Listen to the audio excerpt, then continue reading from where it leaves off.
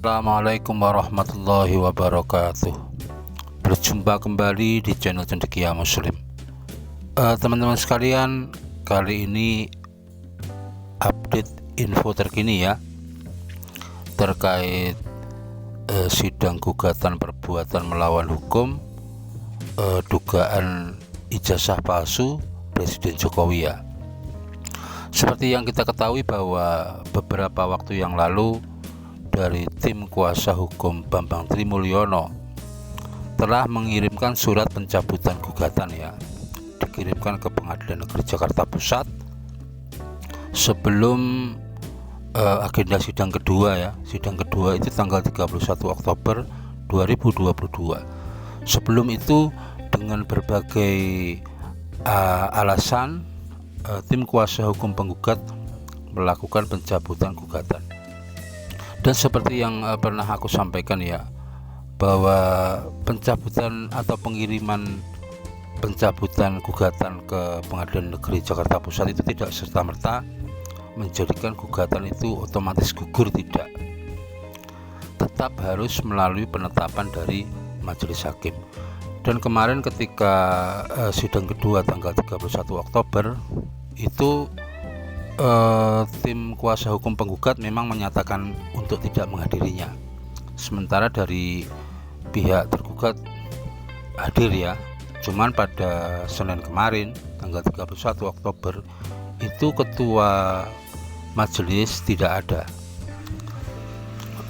Kalau tidak salah lagi mengikuti bimbingan teknis apa begitu. Dan karena ketua majelis tidak ada, sidangnya ditunda pada tanggal 14 November 2022. Jadi sekali lagi sampai sekarang belum sah atau belum dinyatakan bahwa pencabutan gugatan itu diterima oleh pihak pengadilan, dalam artian belum ada penetapan tentang pencoretan register perkara. Dan seperti yang pernah aku sampaikan ya, seharusnya kalau sesuai dengan hukum acara, pencabutan gugatan itu resminya itu dilakukan di hadapan majelis, tidak bisa hanya berkirim surat. Tetapi ya kalau nanti pada Senin 14 November 2022 majelis hakim meyakini bahwa pencabutan gugatan itu dianggap sah secara hukum, ya itu wilayahnya majelis hakim ya. Cuman sekali lagi, kalau menurut hukum acara, pencabutan gugatan tidak bisa hanya dikirimkan melalui surat begitu. Harus tetap ada konfirmasi dan pencabutan gugatan di hadapan majelis. Kemudian untuk gugatan yang belum memasuki pokok perkara, belum pada tahap jawab jinawab, itu tidak memerlukan persetujuan dari tergugat. Artinya nanti kalau hakim menyatakan pencabutan itu sah, hakim akan mengeluarkan penetapan untuk mencoret perkara dari register. Atau alternatif kedua, kalau penggugat dianggap tidak punya etikat baik, tidak mau menghadiri persidangan, bisa jadi juga dikeluarkan penetapan menggugurkan perkara itu juga. Tapi dasarnya bukan pada pencabutan, dasarnya ketidakhadiran penggugat berkali-kali. Yang intinya sama, nanti penetapannya itu mencoret perkara dari register.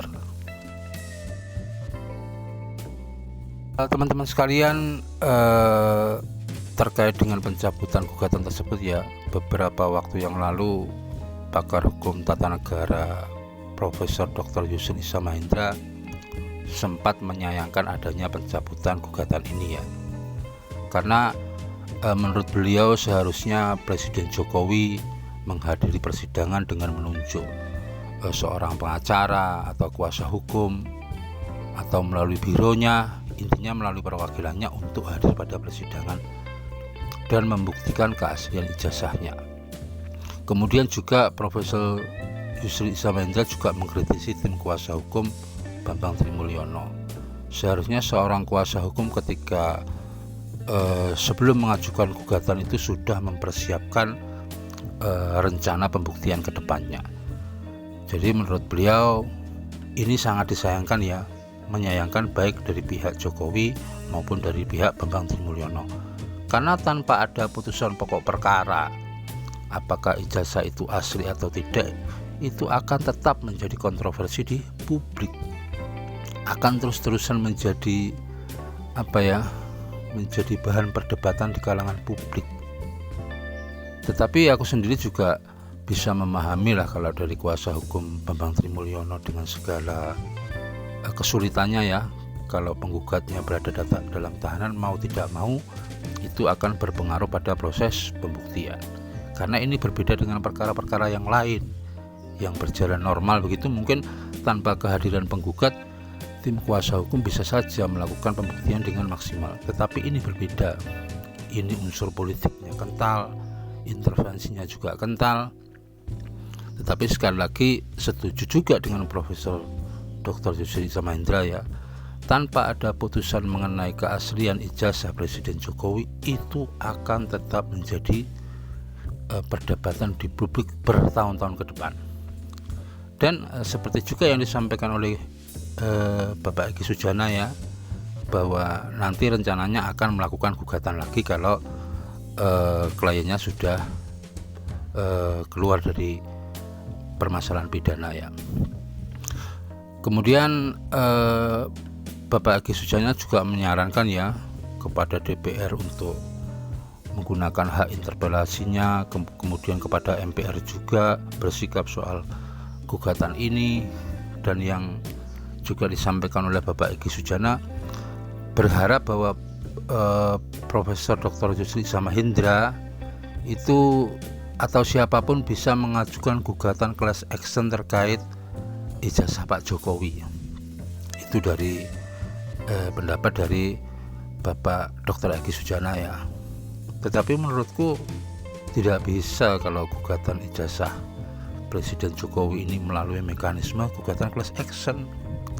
Karena kalau dalam gugatan class action itu harus ada kesamaan fakta, kesamaan peristiwa, dan kesamaan kerugian sebagaimana diatur dalam Perma nomor 2 tahun 2002 kalau tidak salah. Dan di Indonesia sendiri materi gugatan class action itu hanya 3 jenis. 1, soal lingkungan hidup. Yang kedua soal perlindungan konsumen. Yang ketiga soal kehutanan. Di luar itu tidak bisa diajukan dengan mekanisme gugatan class action. Gugatan class action itu gugatan perwakilan kelompok. Misalkan ada ratusan orang yang mengalami kerugian yang sama, itu tidak semuanya harus menggugat, bisa memberikan perwakilan ke beberapa orang. Aku sendiri pernah juga beberapa waktu yang lalu melakukan gugatan class action ya kepada sebuah perusahaan susu ya. Kemudian juga tergugat yang lainnya itu Gubernur Jawa Timur, kemudian Dinas Lingkungan Hidup Jawa Timur melalui mekanisme gugatan class action. Saat itu ada sekitar 250 warga ya, tetapi perwakilan yang memberikan kuasa kita cuma 9 orang, dan alhamdulillah itu dikabulkan. Memang gugatan class action ini sulit, ada proses dismissal, tidak seperti gugatan biasa. Dan kalau nanti ada yang mencoba menggugat Presiden Jokowi dengan gugatan class action, aku yakin di tahap dismissal akan dinyatakan gugatan itu tidak memenuhi syarat menjadi gugatan class action. Kalau jenisnya hampir sama itu CLS ya, Citizen Lawsuit, itu gugatan warga negara kepada pemerintah. Satu orang warga negara bisa, misalkan mengenai sebuah kebijakan atau keadaan tertentu ya. Contoh, jalan raya yang berlubang begitu yang mengakibatkan kecelakaan ya, potensi kecelakaan, itu satu orang saja bisa melakukan gugatan kepada negara. Tetapi sekali lagi kembali pada soal gugatan ijazah Presiden Jokowi, usul yang disampaikan oleh Dr. Egy Sujana ini aku rasa kurang tepat lah menurutku, tidak memenuhi unsur gugatan class action atau gugatan perwakilan kelompok. Itu aja teman-teman yang bisa aku sampaikan, kurang lebihnya mohon maaf. Assalamualaikum warahmatullahi wabarakatuh.